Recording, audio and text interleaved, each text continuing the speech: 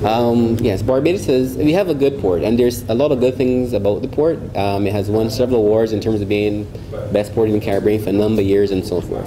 However, there are several areas where we can do better.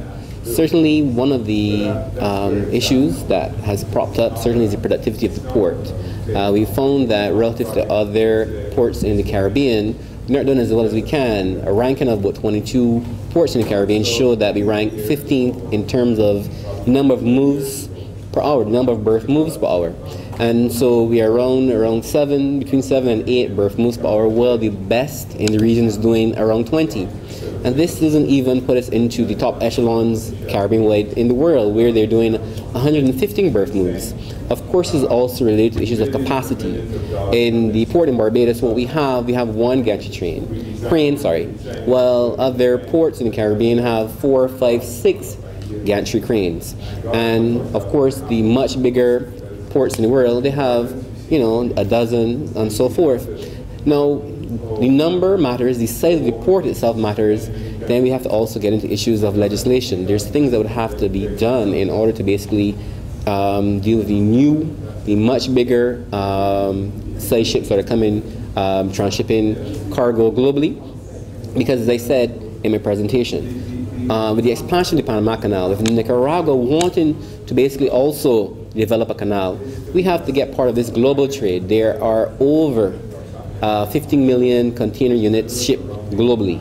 Okay, that's 80% of all cargo in the world that is shipped by these large ships, and we are missing out because apart from, of course, the direct employment effects of containers being loaded and offloaded, we have to also consider the logistical setup that would be necessary. The people that would handle that, the technology I mentioned, we would have to consider tracking technologies, identification technologies. There's work for artisans in the form of repair, refurbishment, and even scrapping. So our our recycling industry could even get a fill up from basically taking advantage of where the transshipment industry is going right now. It was mentioned that Jamaica, Bahamas, and Dominican Republic, these are the major transshipment points globally in the region right now. But I want to say this, we are not even behind the ball yet. Other territories in the Caribbean are starting to take note of this. Antigua is already in talks with China to basically also enhance their port to be a transshipment hub. We have Trinidad, already, as I said, is currently a secondary hub. But of course, Trinidad has the money to develop. It also has the space to develop. I mentioned as well the issue of Cuba.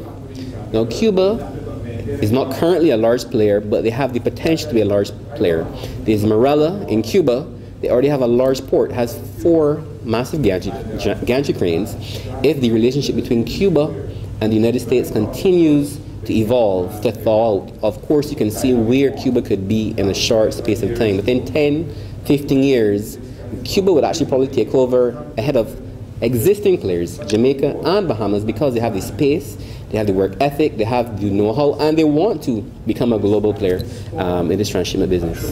Customs role. Customs role is important. As I said, and this is not an attack, but of course one of the ways we consider customs role in Barbados is really as a revenue collector. Okay, but this is not how customs is viewed in G7 countries, large countries. They look at customs as a facilitator of trade.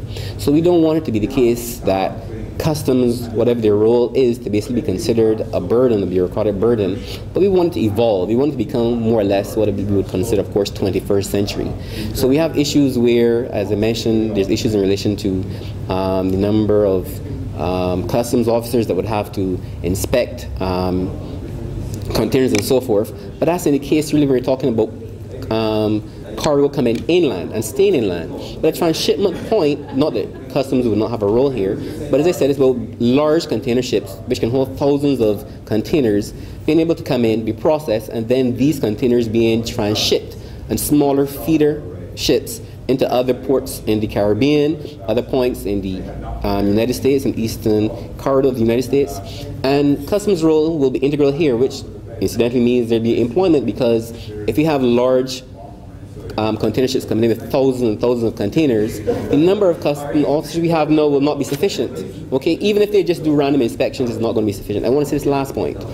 The other important thing about it is that Barbados is uniquely placed. We are out by ourselves. We essentially, we say we're in the Caribbean, and we are, but geographically we're in the Atlantic Ocean. The first port of call on the western corridor from West Africa. Ships coming from the Middle East, they're going to come to Barbados first. Ships coming from Europe with the shortest point. This gives us a geographic advantage in terms of being a transshipment hub. What we require now, basically, of course, is some very, very, very innovative, very, very forward-looking thinking. I mentioned in my presentation, that's where I started from Pelican Island. In the 50s, what did we do? We filled up the space between the mainland and Pelican Island. That was in the 1950s. We did it already. We know how to do it. That was 1950s technology. We added 90 acres of land to Barbados by filling up the space so we can create that port that we have there in Fontebelle. Now, the island that I'm suggesting, of course, it's not that we have the resources, but we have to consider financing. This is another issue, but of course, I'm saying already, Jamaica's doing it. Chinese are investing between 1.2 and 1.5 billion to build an island. Okay? Antigua's getting involved. They have been talking to the Chinese. They also want to get into the transshipment business. Okay? Dominican Republic. I want to mention Cuba again because you know who's been investing in Cuba? Brazil. Brazil actually wants basically done the expansion of the port Morella in Brazil because they've recognized really what economic value that transshipment can add. Okay? And I'm saying Pelican Island, when you go back to history, it was already a relay point in telecommunications. It was a global player. That was as far back as the 1940s. I'm saying we can actually basically bring back this history. Let's think about it. It's a big idea, but one that I think has a lot of positive, transformative energy for Barbados.